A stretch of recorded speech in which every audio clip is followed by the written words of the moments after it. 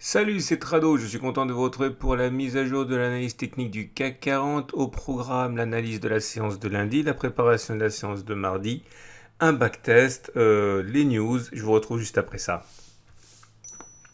Et vous ne rêvez pas, 0,45% au compteur pour une séance surprenante, j'ai envie de dire, au regard des fondamentaux. Alors, vous allez peut-être me détester pour le côté un petit peu, comment dirais-je, polémique de cette vidéo, mais bon, voilà, je vais dire ce que j'ai sur le cœur. Le problème des fondamentaux, c'est que on y accorde l'importance qu'on veut bien. Ok. Bon, encore une fois, il ne s'agit pas de cracher dans la soupe. J'ai un cursus moi-même d'économie. J'ai étudié 5 ans l'économie en faculté d'économie. Autrement dit, j'ai fait 7 formes d'économie différentes, de l'économie internationale à la microéconomie.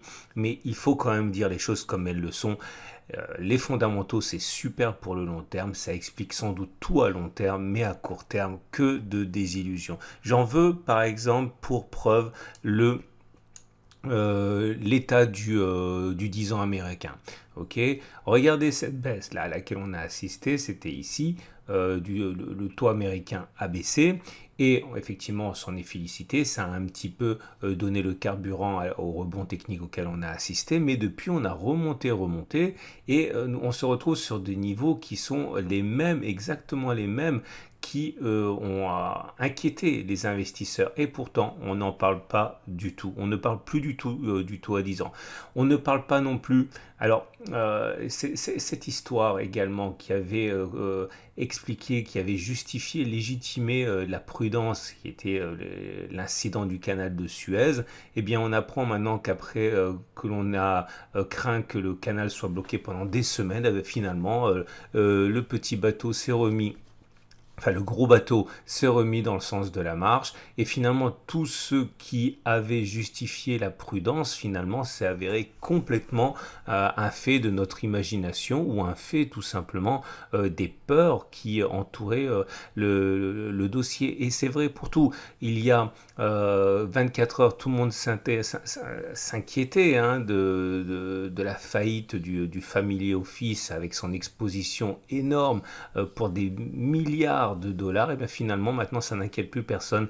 Et c'est ça qui me déstabilise un peu avec les fondamentaux, c'est la manière dont on fait et on défait les peurs et les espoirs avec des fondamentaux qui peuvent être exactement ceci ou leur contraire. Bref. C'est pour ça que je fais de l'analyse technique, parce que l'analyse technique montre ce qu'il y a derrière le blabla médiatique. Non pas que les médias ne méritent pas le respect, bien au contraire, mais voilà, ce n'est jamais que le produit de la vision du moment que les médias doivent colporter. Et voilà, l'analyse technique disait des choses très très simples, et ce à quoi on assiste maintenant confirme ce que l'analyse technique disait. Alors première chose, on va faire un petit bilan. On a toujours notre throwback sur le haut du canal qui est en cours, donc on progresse. Vous remarquerez également que le gap des 5953, 5963 n'a pas été rebouché. Il n'a pas été rebouché, donc il se peut qu'il s'agisse toujours d'un gap de rupture, c'est-à-dire un gap qui met fin à la tendance baissière qui s'était installée et qui nous inviterait à considérer un retour sur la résistance journalière des 6069, 6089. Quel statut accorder à la réintégration depuis deux bougies du canal vert? Je ne sais pas. En fait, très souvent, il fait faire les choses à l'envers. Lorsque un repère graphique est martyrisé par les évolutions et que les investisseurs semblent ne pas vouloir en tenir compte, c'est peut-être tout simplement qu'il faut l'enlever. Je lui conserve encore le bénéfice du doute parce qu'on frôle, on longe, on se love autour du bas du canal. C'est encore un petit peu, on va dire, obscur, mais il semble que le rebond sur le haut du canal noir soit plus fort en fait hein, que le petit canal vert de court terme. Et c'est assez normal puisque vous le savez bien, hein, c'est pas la queue qui remue le chien. Généralement, ce qui se passe sur les unités longues s'impose à ce qu'il se passe sur les unités courtes. Bon, on verra. Je laisse encore un petit peu là, mais je pense que je vais bientôt le faire disparaître. Il ne remplit plus son rôle. On m'a demandé si on pouvait tracer une nouvelle fourchette d'Andrews. Non, toujours pas, parce que regardez, un plus haut, un plus bas, un plus haut.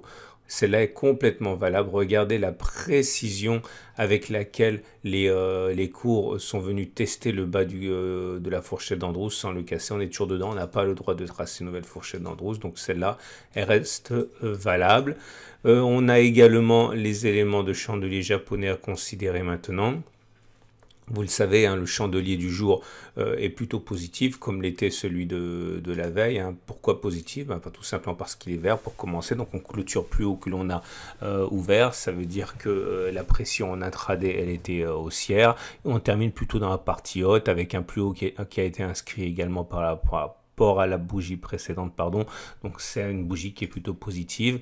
D'ailleurs, quand on regarde les bougies Aiki Nashi, il y a confirmation, hein, puisque comme vous le voyez, on a une bougie qui ressemble beaucoup à la bougie de la veille, c'est-à-dire une bougie avec une pression haussière évidente, puisque vous avez une bougie sans mèche basse, avec une mèche haute qui est relativement réduite. Alors, moi, je préfère les belles bougies avec des mèches hautes beaucoup plus petites, mais enfin bon, ça reste quand même une bougie haussière, même si c'est pas aussi beau que ça pourrait l'être, ça reste une bougie haussière. Par contre, le 3-line break n'a pas encore changé. On est toujours sous le coup des blocs rouges et il y aura un signal à suivre de près lorsque le 3-line break délivrera son premier bloc vert. On passe tout de suite aux autres éléments techniques, en particulier ce qui m'intéresse ici, bien sûr, c'est la moyenne mobile à 20 jours qui montre que la tendance générale demeure haussière. On l'a reconquise, cette M20, on est bien ancré au-dessus. La M7, elle est toujours descendante, mais attention, on est vraiment plus très loin d'un possible, on est plus très loin d'un non-croisement haussier, c'est-à-dire la M7 et la M20 qui montraient toutes les deux sans s'être croisées alors que la M7 faisait mine d'aller croiser son M20. C'est un signal qu'on a déjà backtesté et dont on sait les effets.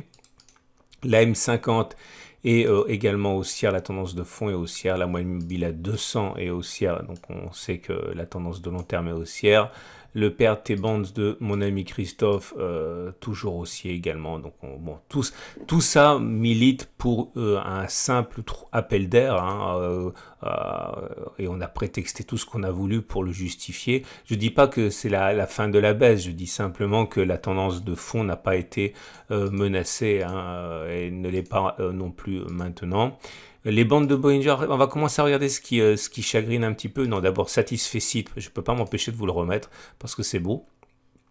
Et regardez comme le super trend a vaillamment résisté à l'attaque baissière une fois, deux fois. Je vous rappelle qu'on a backtesté quelque chose par rapport au super trend et au SAR la semaine dernière.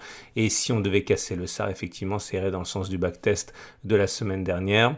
Et le SAR, attention, hein, s'il casse demain, j'ai bien dit si il casse, eh bien ce serait un signal haussier qu'on ne manquera pas d'aborder dans la vidéo suivante. Et regardez les bandes de Bollinger qui maintenant convergent.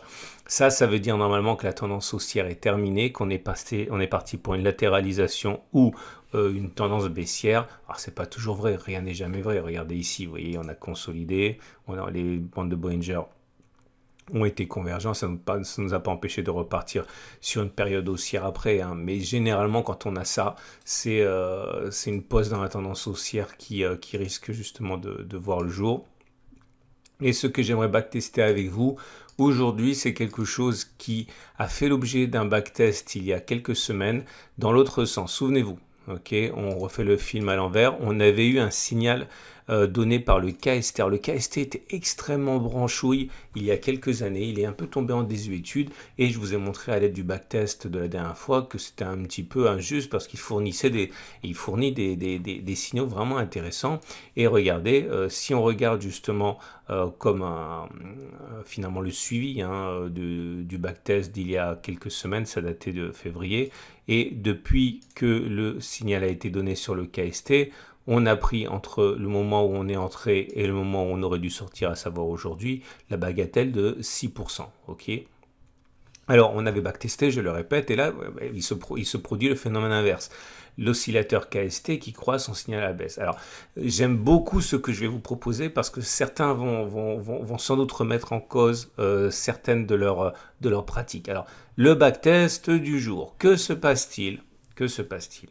Lorsque le KST croise son signal à la baisse, peut-on gagner de l'argent avec un signal aussi simpliste que celui-là?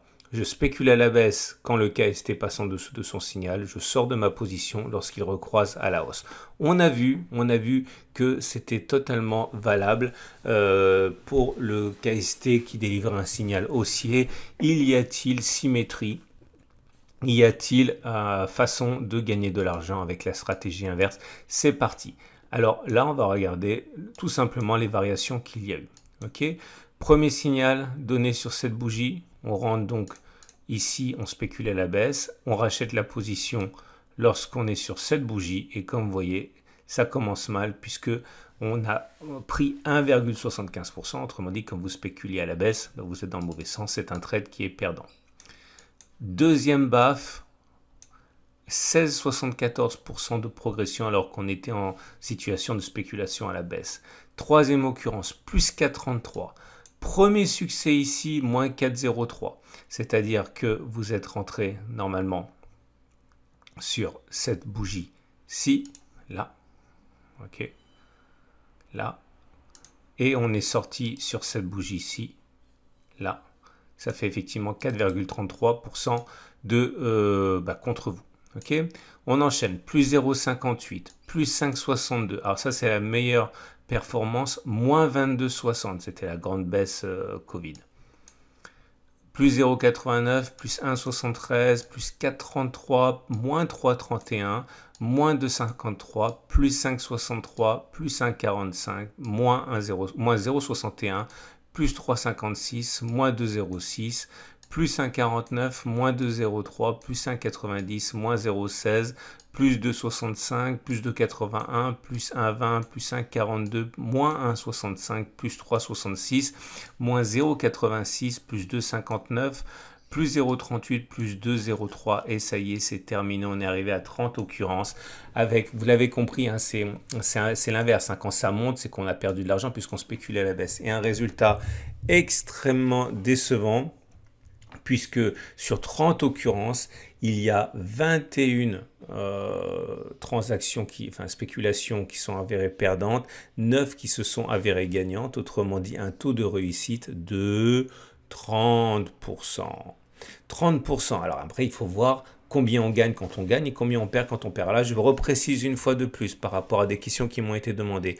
Oui, je peux faire ce que je fais mathématiquement parce que je peux ajouter des plus de 25 avec des plus 45% parce qu'en fait, moi, ce que je regarde, c'est le fait que ça sera toujours la même portion de mon capital qui sera perdu par trade perdant.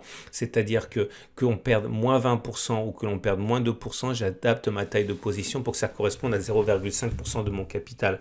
Donc c'est pour ça que je fais mathématiquement ce que je fais. Bref, tout ça pour dire que le gain moyen, quand ça a baissé comme je le voulais, est de 3,75%, aidé par la baisse Covid d'ailleurs, enfin bon c'est comme ça, et le gain, la perte moyenne quand j'ai tradé dans le mauvais sens était de 3,14%. Autrement dit, avec le fait que l'on gagne plus quand on gagne que l'on ne perd quand on ne perd, mais avec un taux de réussite très mauvais, eh bien on arrive quand même à un profit factor qui est de 0,51. Autrement dit, chaque fois que je risque 1 euro, enfin je risque 1 euro pour gagner 0,51 euros, c'est pas rentable, c'est pas bon. Et c'est très intéressant parce que, si vous utilisiez le KST pour spéculer à la baisse sur le CAC 40 en données journalières, ben vous voyez que si vous perdez de l'argent, c'est normal parce que historiquement, ça n'a pas l'air de tenir la route. Et deuxième chose qui m'intéresse, si vous êtes débutant, à préciser, c'est que vous voyez qu'il n'y a pas toujours symétrie, ok, des setups. C'est-à-dire que vous pouvez avoir un setup qui est gagnant à la hausse ou à la baisse et pas inversement. Et c'est très important que vous compreniez que lorsque un gourou ou lorsqu'un vendeur de signaux mal intentionné vous dit qu'il va vous vendre une stratégie pour gagner de l'argent, vous comprenez bien dans ce genre de situation que c'est pas parce que, alors peut-être qu'il est honnête, mais qu'il va vous vendre quelque chose qui fonctionne pas sur tout et en vous faisant miroiter le fait que ça fonctionne sur tout. Et il y a également le fait que certains sont très mal intentionnés en le cachant, tout simplement, ou en mentant. Donc méfiez-vous et surtout back-tester. Et il n'y a quand même pas risquer votre argent sur des choses qui ne fonctionnent pas historiquement, ça n'a pas de sens. Ce qui nous amène donc à l'Ishimoku. Et l'Ishimoku, je vais aller vite parce que j'ai perdu beaucoup de temps. C'est toujours haussier. Vous voyez, on est au-dessus du nuage qui monte. On est au-dessus de la Kijun qui monte. On est repassé au-dessus de la Tenkan. Tendance générale donnée par la Kijun haussière. Tendance de fond haussière. Tendance court terme neutre parce que la Tenkan descend même si on est au-dessus. On passe sans plus attendre au trade du jour. Alors, les trades du jour, qu'est-ce qu'on peut faire? Si vous voulez acheter, c'est un peu dangereux ici, puisque comme vous pouvez le voir, le premier obstacle, il est à 0,92%. Si vous voulez mettre un stop, et en partant du principe que vous aurez raison une fois sur deux, c'est assez conservateur, il faut un stop loss qui ne soit pas supérieur à 0,92%, comme ça vous gagnez de l'argent même si vous avez raison une fois sur deux. Et bien vous voyez que le premier support, c'est éventuellement le gap qui se voudrait être un gap de continuation haussière ou un gap de rupture haussière. Il faudrait mettre le stop à 1,3%. On ne peut pas vraiment le faire, hein, ça ne se justifie pas. Par contre, si ça baisse, vous pouvez faire le même trade exactement, okay, en espérant que le gap tienne. Ça vous donne un objectif à 1,7%. Si vous mettez un stop en dessous du précédent, c'est Dash qui est pas content, mais c'est pas grave. Et ça nous donne un stop loss à 1,8%, 1,6% pour un gain à 1,8%. Ça peut se justifier. Enfin, si vous voulez spéculer à la baisse, c'est difficile de le faire sur un niveau actuel parce que, c'est possible, mais c'est difficile. Hein, aller chercher 2,35%, ça veut dire mettre un stop loss. Oui, pourquoi pas, aux alentours de 2%, comme ça on est protégé par la résistance journalière 6069, mais on n'est pas protégé par la grande résistance mensuelle. À titre personnel, comme vous le savez, hein, j'attendais soit que l'on touche le support journalier pour entrer à la hausse, soit que l'on aille chercher la résistance journalière pour entrer à la baisse. On verra, mais pour l'instant, sur le niveau actuel, c'est possible déjà de spéculer à la baisse avec un niveau de sécurité qui est un peu moyen. Voilà. Pour terminer, j'invite à regarder, c'est important, l'analyse technique de moyen terme, parce que c'est pas la queue qui remue le chien. Les analyses techniques journalières suivent généralement l'analyse technique de moyen terme et offrent généralement des opportunités dans le sens des analyses techniques de moyen terme. Et également, la préparation de la semaine de trading sur indice, sur euro-dollar et sur crypto, même si vous ne traitez pas ces actifs, il y a énormément à apprendre en termes de méthode pour spéculer sur vos actions préférées en regardant ces matrices de préparation, parce que c'est de la pédagogie essentiellement, que vous tradiez ou pas les cryptos, l'euro-dollar ou les indices ne change rien en fait, que la méthode reste toujours la même. Donc pensez à regarder cette préparation de la semaine de trading, ça peut vraiment vous aider à progresser si vous n'êtes pas encore rentable. Voilà, à demain pour la mise à jour.